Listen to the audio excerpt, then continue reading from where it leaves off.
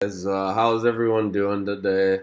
Part 3 of JavaScript. We're going to go through the Documentwrite, which is another way of outputting our data. I realized it was getting a little small, so I've hopefully increased the screen a little bit.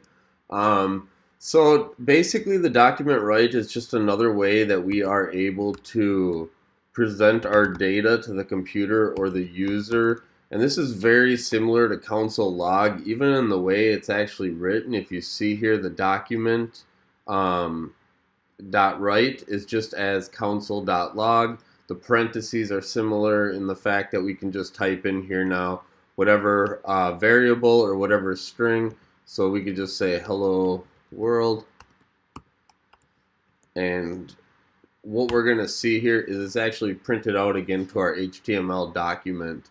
Now the reason that this is a way to print it out, but this is not a very common way to print it out. Most people try to avoid printing the document like this, but it's definitely one way that we're able to at least test stuff so that we can more easily see how our programs are working. So as we go to Documentwrite here, we'll see that you can actually add HTML. So we have this as an H1 tag now, and then we have this following as a paragraph tag. And what we're going to see here is that our HTML is actually working within our JavaScript Documentwrite method. So this is another way to just present data to the computer so that we can show our users.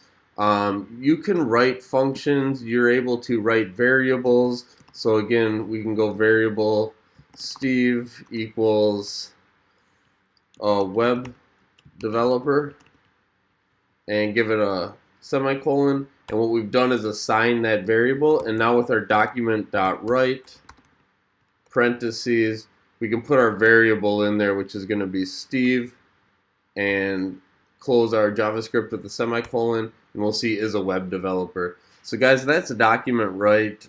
It's just another way to present our data, as I've stated. It's not used a whole lot, but it is a good way to test. So play with that. It's a good way to play, to get organized, to learn, and we'll see you in the next tutorial. Thanks.